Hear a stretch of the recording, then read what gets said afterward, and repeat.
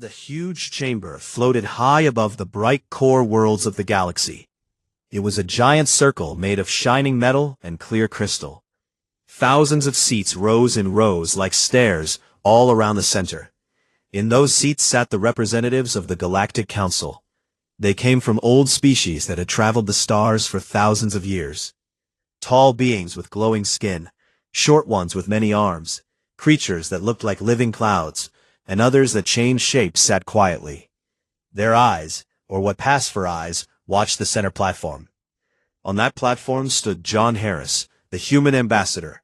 He wore a plain dark suit. His face showed no fear. He stood straight, with his hands at his sides. The council had called this meeting to talk about Earth and its people. An elder from the Vorath species spoke first. His voice came through speakers in every language at once. Humans grow too fast. They take new planets without asking. They fight among themselves. They break rules we made long ago to keep peace. A delegate from the Krell, a tall insect-like race, clicked its mandibles. They refuse to share their tech the way we demand. They keep secrets. This makes them dangerous. One by one, others added their complaints. The Council had watched humanity for over a century. At first, the aliens thought humans were weak and young. Earth had only just reached the stars when the Council found them. The aliens gave humans a small place at the table, but with many limits. Humans had to follow strict trade laws. They could not expand without permission. They had to send reports every cycle. But humans did not like limits. They built better ships in secret. They found new worlds on their own. They traded with small species the Council ignored. When the Council tried to punish them, humans argued, or ignored the fines. Now the Council had enough. The debate went on for many hours. Some aliens wanted to destroy Earth's ships. Others wanted to take Earth's colonies by force. In the end, a calmer voice won.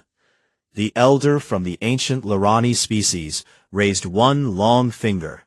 We do not need war. We will simply banish them. No more access to our space. No more trade. No more seats here. Let them stay in their small corner and fade away. The vote came quickly. Lights flashed on panels in front of each delegate. Green for yes, red for no. Almost every light turned green. Only a few small species that traded with humans voted red. The decision was final. The elder turned to John Harris. Human, you have heard the verdict. Earth and all its people are banished from Galactic Council space. You have one standard cycle to leave our stations, our trade routes, and our shared worlds. After that, any human ship found in our territory will be seized. Any human citizen who stays will lose all rights. The chamber became very quiet. Everyone waited for the human to shout, to beg, or to threaten. That was what young species did when they lost power. John Harris looked up at the elder. A small smile touched his lips. It was not an angry smile or a scared one. It was calm, almost happy. He bowed his head just a little, the way humans did to show respect. We accept, he said in a clear voice. A murmur went through the chamber. Some aliens leaned forward. Others made confused sounds. John continued, Earth thanks the Council for the time we spent here. We learned many things. We will follow your order. Our people and ships will leave your space as you ask. He turned and walked to the exit lift without another word. His steps were steady. The doors closed behind him. The aliens looked at each other. One laughed, a sharp sound like breaking glass. They break so easily, it said. No fight, no anger. They know they cannot win. Another nodded. Now, the galaxy stays safe and orderly. They ended the meeting and went back to their own worlds, sure the problem was solved. Far below, on Earth, the message arrived at the same time John sent it. The presidential office sat in a tall building in New Washington. Big windows looked out over green parks and busy streets. President Olivia Grant sat at her desk. She was a strong woman, with short gray hair and sharp eyes. Admiral William Carter stood next to her. He wore a simple blue uniform with stars on the shoulders. A few other leaders waited quietly. Olivia read the message on her screen. She looked up at William. For a long moment, no one spoke. Then she smiled. It was the same small, calm smile John had shown. William smiled back. They really did it. Olivia leaned back in her chair. Yes, they banished us. A young aide named Sofia Ramirez stepped forward. Madam President, should we tell the people? There will be panic, protests, anger. Olivia shook her head. Not yet. First, we plan. Quietly. She turned to William. How long to bring everyone home? William thought for a second. Our fleets are ready. We have practiced this. 3 months to pull out all civilians from council stations. 6 months for full withdrawal of ships and bases. We leave nothing broken behind. Clean exits only. Olivia nodded. Good. No revenge. No attacks. We walk away like we said we would. She stood up and walked to the window. Below, people moved through the city. Children played. Cars flew on quiet roads. Factories hummed in the distance. Earth looked alive and strong. They think this will hurt us, she said softly. They think we need their permission to live, their trade, their rules. William joined her at the window. They never understood us. We don't need chains to grow. Olivia turned to the room. Start the recall orders tonight. Bring our people home. Tell the ship captains to prepare the special projects, the ones we kept quiet. Sophia wrote notes on her tablet. And a message to the council? Olivia thought. John already said the right thing. We accept. But add one line when the last ship leaves. Thank you for the lessons. We will take it from here. A quiet laugh went around the room. Not mean, just sure. That night, orders went out across the stars. Human ships turned toward home. Diplomats packed their things. Families said goodbye to alien friends. No one fought. No one cried in public. They worked fast and calm. In the council chamber, watchers saw the movements. They smiled. Look, one said, they run like scared children. But on Earth, in hidden labs and shipyards, lights burned late. Engineers tested new engines. Scientists checked big plans. Builders loaded supplies into huge arcs. John Harris landed on Earth the next day. He went straight to the presidential office. Olivia met him with a handshake. You did well, she said. John smiled again. They expected tears. I gave them a grin. William clapped him on the back. The grin starts now.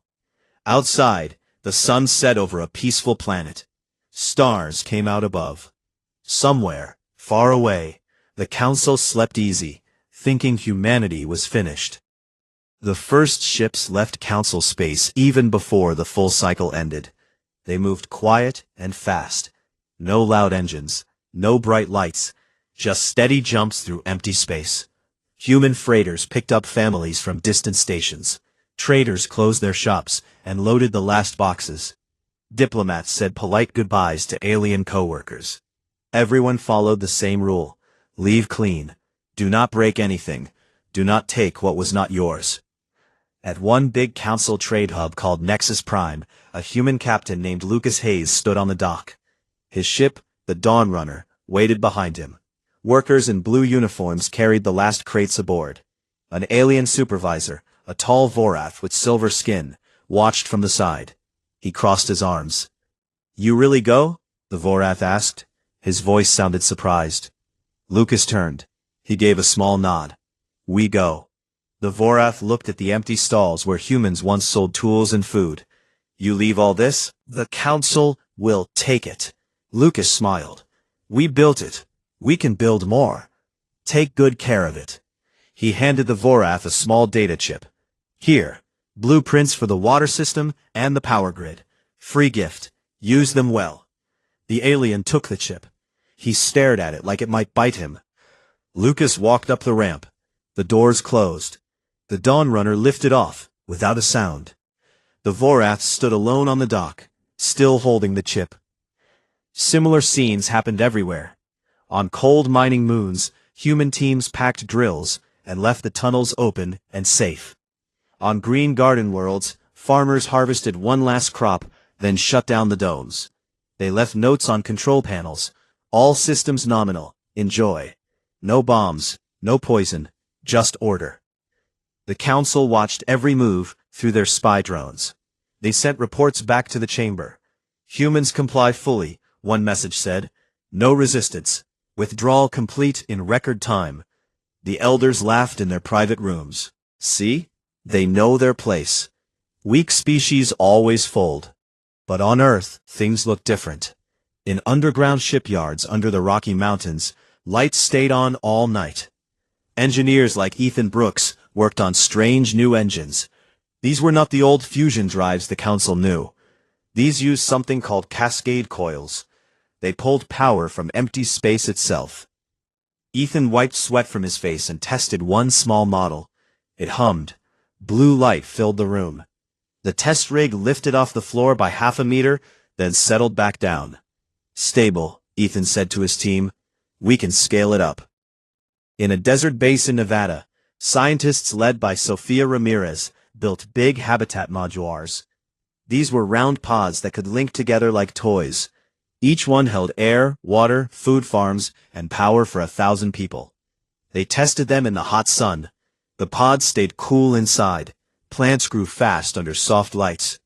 Sophia looked at the row of finished pods. We can drop these on any rock. No need for perfect worlds anymore. Above Earth, in orbit, the big arcs waited. These were not warships. They looked like giant cylinders with thick shells. Inside, they carried cities' worth of gear. Factories, schools, hospitals, animal farms, seed banks. Captain Lucas Hayes now commanded the lead fleet. His flagship was called Horizon. It was the biggest ark, painted plain gray. No flags, no bright colors, just function. Lucas stood on the bridge. Screens showed the last council border post fading behind them. A young officer named Noah Thompson checked the jump drive. Ready for the first leap, Captain, Noah said. Lucas looked at the stars ahead. Dark, empty, no charts, no beacons. Perfect. Take us out, he said. The Horizon jumped. Space folded around the ship. When it opened again, they were far beyond any council map. One by one, the human fleets vanished into the black. Before the last ship crossed the line, a simple message went out on every open channel the council could hear. It came from Earth, in plain words, no anger, no threats. Thank you for the lessons. We will take it from here. The message repeated twice, then stopped. Council listeners played it again and again. Some laughed. Brave words for a dying race, one said. Others felt a small chill, but pushed it away. They have nothing. They will starve out there. But humanity did not starve. The first new system they found had a yellow sun and many rocky planets. No green worlds, no easy air. Just stone, metal, and ice. Perfect for what humans wanted. Teams landed fast. Big machines chewed into the ground. They built domes in days. Inside the domes, lights came on. Air flowed.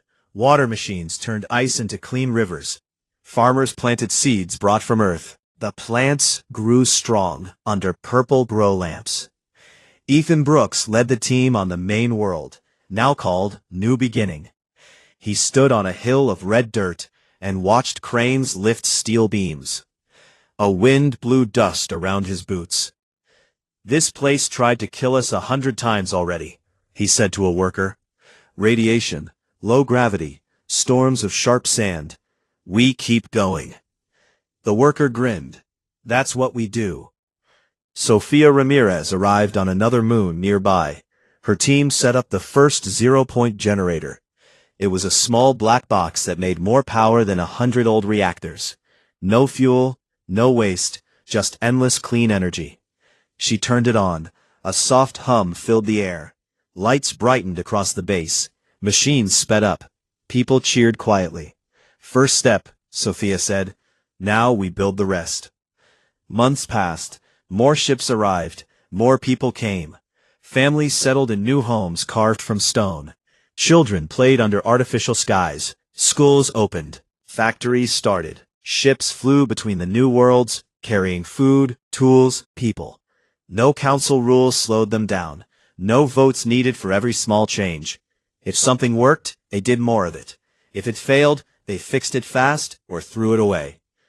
Lucas Hayes flew patrols around the growing cluster of systems. His fleet was small, but smart. Ships had good sensors and fast drives. They watched for trouble, but found none. The council stayed far away.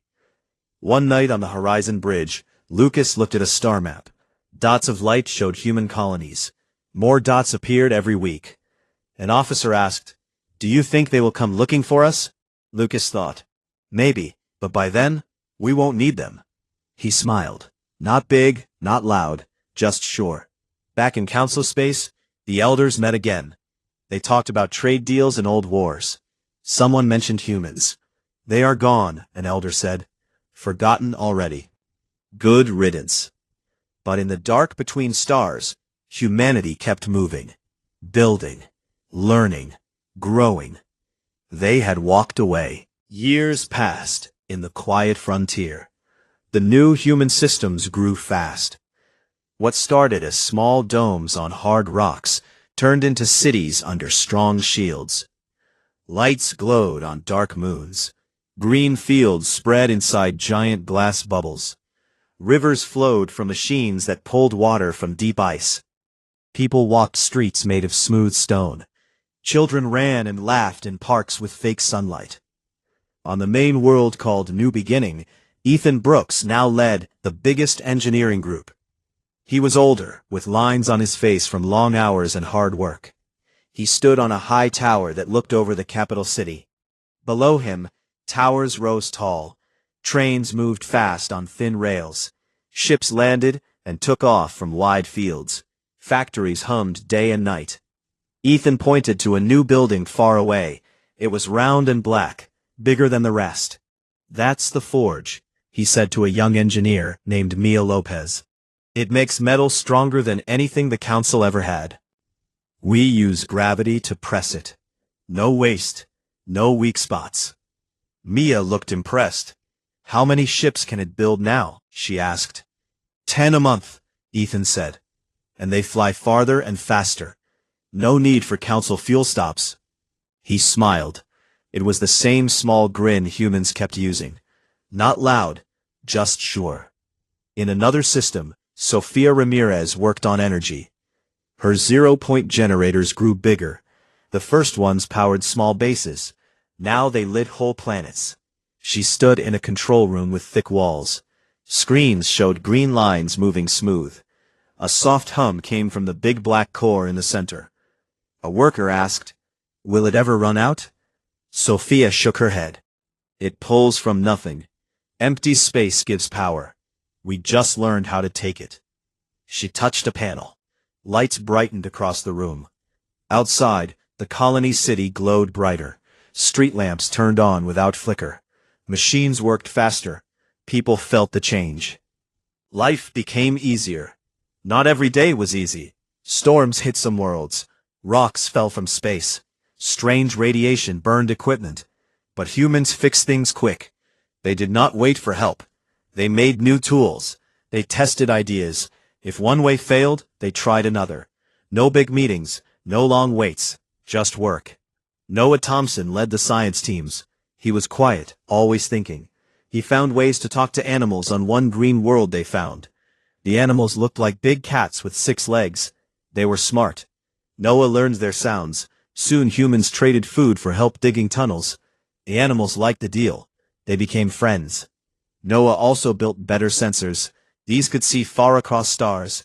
They found old ships lost long ago. Some were broken alien wrecks. Humans took the good parts and left the rest. They did not steal. They asked first if anyone claimed them. No one did. On a small moon base, Isabella Morales did something different. She met with aliens who lived outside council rules. These were small groups. Some had one ship. Some had hidden colonies. The council ignored them or pushed them away. Isabella talked calm. She offered fair trade. "We give you seeds that grow in bad soil. You give us maps of quiet paths. No tricks, no control." The aliens listened. At first they were careful, but they saw humans kept their word. Soon more came. A blue-skinned trader named Kale brought rare metals. In return, he got clean water machines. A winged people from a gas world shared flight secrets. Humans gave them strong lights for their dark clouds. Word spread slow. Not loud news, just quiet talk between ships. Humans build. They do not rule. They share if you share. The council heard nothing at first. They stayed busy with their own problems. Old power plants failed. Trade slowed. Some member worlds argued more. The elders blamed young species. They blamed bad luck. They did not look outward. But one day, a council scout ship went too far. It found the edge of human space. The scouts saw lights, cities, ships moving fast. The scouts sent pictures back quick. In the big chamber, elders looked at the screens. They saw domes on rocks, green farms under shields, black ships with new shapes, no flags, no council marks. One elder laughed. Still small, still weak. Another looked closer. They grow, too fast. A third said, we should watch more. They sent more scouts. The scouts came back with more pictures, more systems, more people, more power. The council talked in private. Some wanted to send ships to demand rules again. Others said wait. Humans had not attacked. They stayed away. But the scouts also heard stories from neutral traders. Humans fix broken ships for free sometimes. They teach how to make better farms. They do not ask for loyalty. It made their control look small. Back in human space, life moved on. Captain Lucas Hayes now flew a new ship called Starpath. It was fast and quiet. He visited colonies to check on them. He talked to leaders. He listened to problems. He helped fix them. One day he landed on a new world called Hope's Edge. It was cold and dark. People lived in warm caves. Lucas met the colony head, a woman named Ava Rivera. She was young, but strong. She showed him their new power plant. It used heat from deep in the ground. We thought this place would kill us, Ava said. Now we have extra power to sell. Lucas nodded. Good. Keep building. They walked outside under a sky full of stars. No council lights, no rules from far away. Ava looked up. Do you think they will come back? Lucas thought. Maybe. But we will be ready. Not with guns first, with better ways. He smiled again. The grin that started long ago. In hidden labs, new ideas grew. Ships that bent space smoother. Weapons that protected without killing if possible. Medicine that healed fast. Schools that taught kids to think free. Humanity did not conquer. It built. It learned. It helped those who asked. The frontier was big, empty, full of chances. Humans took them. They did not look back. They kept moving forward. And every day, the grin stayed. Decades went by in the outer rim. Human space now covered more than 30 systems. Cities stood tall on once dead worlds. Ships moved between them like bees around flowers. Power flowed clean and endless. Food grew in every dome. People lived good lives. Children learned fast. Old people told stories of the old days, when rules from far away tried to hold them back. The Galactic Council faced hard times. Their old power plants broke down more often. Parts became rare. Trade dropped, because member worlds argued and fought over what little was left. Rebellions started in far sectors. Ships went missing. The elders in the big chamber looked tired. Their glowing skin looked dull. Their voices sounded weak. One day a scout brought urgent news. The humans are not small anymore, the scout said. They have fleets, cities, new tech we do not understand. They trade with species we pushed away. The elders stared at the new pictures. They saw black ships with smooth lines. They saw green worlds that once looked empty. They saw markets full of aliens talking to humans. No council flags anywhere. An elder named Zethar stood up. He was old and proud. Long ago he voted to banish Earth. We must go see them, he said. We will offer terms. They must come back under our rules, or we will make them. Others agreed. They feared losing more control. They picked a small group. Zethar led them. 3 big council ships, painted gold and white, jumped toward the human border. They arrived at a quiet system called Gateway. No guns waited, no traps. Just one human station floating calm. It looked simple. A ring with lights and docking arms. A voice came over the speakers. Calm, clear, female. "This is Ambassador Ava Rivera. Welcome to Gateway Station. Please state your purpose." Zethar answered from his command chair. "We come from the Galactic Council. We wish to speak with your leaders. We bring an offer of peace and return." A short pause, then Ava replied, "Docking permission granted. Bay 3. We will meet you inside." The council ships docked. The doors opened. Air smelled clean. No guards with weapons, just a few humans in plain clothes. They smiled polite. Ava Rivera waited at the end of the hall. She was tall, with dark hair tied back. Her eyes were steady. Next to her stood Fleet Commander Ethan Brooks. He looked older now, but strong. His uniform was simple blue, no medals, just the name tag. Zethar stepped forward with his group. They wore bright robes. They carried staffs that glowed soft. "Ambassador," Zethar said, "we see you have grown, but the galaxy needs order. The Council offers you a way back. You may rejoin as full members, but you must follow our laws, share all tech, limit your ships, pay tribute for past years." Ava listened without moving. When he finished, she smiled. The same grin humans always used. "Thank you for the offer," she said.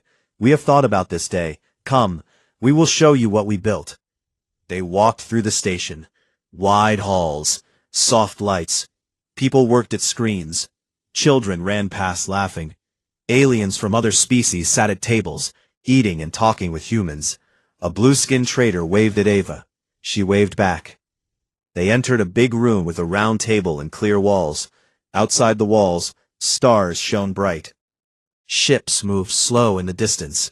Human ships, strong, clean. Ava pointed to a map on the wall. It showed human systems in blue. 35 dots, connected by thin lines. "This is our home now," she said. "We do not need council space. We do not need your trade. We do not need your permission." Zethar looked angry. "You forget who found you, who gave you the stars first." Ethan spoke then. His voice was quiet but firm. "You gave us limits. We took freedom. We used it." Ava continued. "We are self-sufficient. Our power lasts forever. Our food grows anywhere. Our medicine heals fast. Our ships fly where we want. We have friends now. Not subjects. Friends who choose to stay." She touched the map. New dots appeared in green. Small species, the ones the council ignored. "They trade with us because we treat them fair. No big taxes, no endless rules, just honest deals." Zethar looked at his group. They whispered. One said, "Their tech looks better. Look at those engines." Zethar turned back. "You think you can stand alone? We have many ships, old power. We can force you." Ava's smile did not change. "You can try, but look around. Our border has no walls, because we do not fear you. If you attack, you lose more than we do. Your people will see. Your members will ask why they stay with you." She paused. "Or, you can leave us be. We will not attack. We will not take your worlds. We just want to live free." Zethar stared hard. He wanted to shout, but he saw the truth in the room. No fear, no begging, just quiet strength. Ethan added one more thing. "We remember the banishment. You said go. We went. Now we are here, better, stronger, because of you." A long silence followed. Zethar finally spoke. "We will take your answer back. The council will decide." Ava nodded. "Safe journey home." The council group left. They walked back to their ships slow. No one spoke much. The doors closed. The gold ships pulled away. They jumped back to the core. On Gateway Station, Ava turned to Ethan. "They will not attack," she said. "They know it would cost too much." Ethan looked out at the stars. "And if they do?" Ava smiled wider. "Then we defend what we built. but I think they will not. Far away in the council chamber, Zethar told the elders everything. They argued loud. Some wanted war. Most did not. They saw the pictures. They heard the words. In the end, no attack order came. Human space stayed open. More aliens came to trade. More stories spread. The council grew smaller in power. Their meetings became shorter. Their voices weaker. On New Beginning, President Olivia Grant, now very old, sat in a garden under a dome. Flowers bloomed around her. She looked at the sky through the clear roof. A young aide asked, "Do you think they will ever accept us again?" Olivia laughed soft. "They already lost that chance. We do not need acceptance. We have freedom." She closed her eyes. The grin stayed on her face. Humanity had walked away. Now the galaxy walked toward them. Time moved forward like a steady river. The Galactic Council became smaller and quieter every year. Their grand chamber looked empty now. Many seats stayed dark. Old elders retired or passed away. New ones came, but they argued less and listened more. The power they once held slipped away like sand through fingers. Trade routes grew thin. Ships sat idle in docks. Member worlds looked elsewhere for help and hope. Human space grew brighter and stronger. 40 systems now shone with life. New worlds opened every few months. Cities rose on ice planets and desert moons. Green belts wrapped around rocky cores. People from many species walked the streets side by side. Blue traders sold bright cloth. Winged families taught young ones to fly in big domes. Six-legged friends helped dig tunnels and shared stories at night. No one ruled over anyone. Rules came from simple agreements. Fair deals, mutual help, that was enough. President Olivia Grant lived long enough to see it all. She sat in a small house on New Beginning. The house looked over a wide valley. Flowers grew thick outside the window. A soft rain fell sometimes, fed by machines in the sky. Olivia's hair was white now. Her hands shook a little, but her eyes stayed sharp. One evening, a group of young leaders came to visit. They sat around her table. They asked questions. They wanted to know about the old days. Olivia smiled, the same small grin that started everything. "They told us to leave," she said in a soft voice. "They thought we would break without them. They thought exile meant the end." She looked out at the valley. Lights twinkled from new homes far below. "Instead, we found the beginning. No chains, no endless votes, just work and ideas. We built what we needed. We helped those who asked. We walked our own path." A young woman named Mia asked, "Do you ever miss the council? The big meetings? The old trade?" Olivia laughed quiet. "We learned from them. We learned what not to do. We learned freedom tastes better than permission." She leaned back. "The galaxy changed because we left. Not because we fought.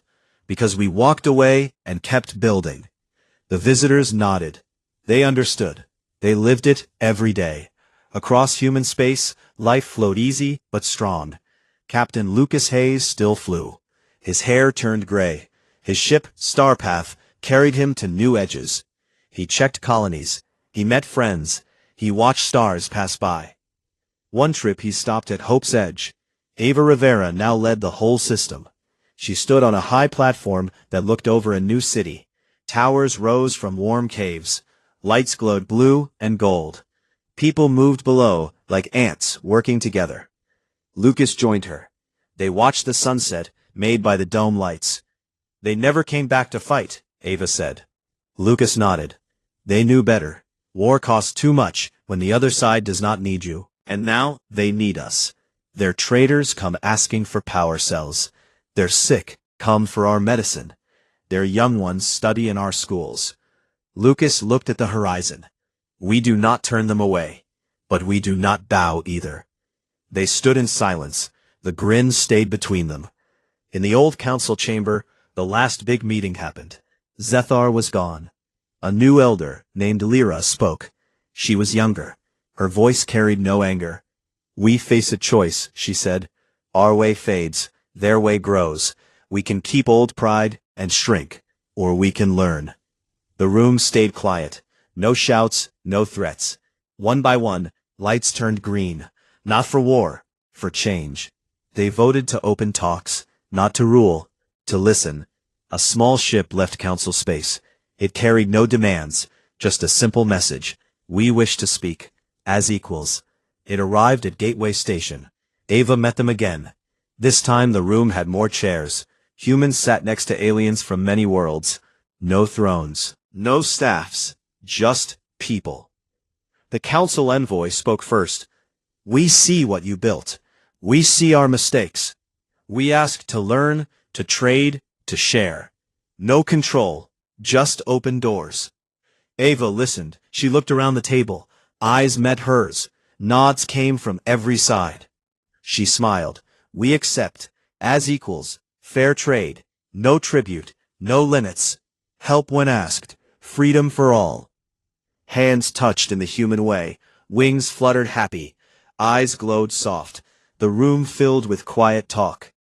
News spread fast, not as victory, as a new start. On Earth, now a quiet museum world, people visited old places. The presidential office still stood. Windows looked over green parks. A sign read, "They told us to leave, so we did, and we took the best parts of the galaxy with us." Children read it. They smiled. They understood. Admiral William Carter lived long too. He retired to a small farm under a yellow sun. He planted trees. He watched ships fly overhead. One evening he stood on his porch. Stars filled the sky. A young officer visited. "Sir, the council sent thanks today. They use our power design now. Their worlds light up again." William looked up. "Good. Let them have light." He turned to the officer. "Tell me, do they still talk about the banishment?" The officer nodded. "They call it the Great Lesson." William laughed soft. "Lesson for them, gift for us." He pointed to the stars. "Look out there. We started small. We walked away. Now the galaxy follows our path. Not because we forced it, because we showed it." The officer smiled. "And the grin?" William's eyes twinkled. "The grin endures. Always will." Night fell. Stars shone bright. Ships moved between worlds. Voices spoke in many tongues. Deals happened fair. Help came quick. No one bowed. No one ruled. Humanity did not conquer the galaxy. It simply walked away when told to go. And in walking away, it built something greater. Something free. Something strong. Something that lasted. The grin stayed. Not in anger. Not in pride. In quiet joy. They had been banished. They had grinned. They had walked. And the stars never looked the same again.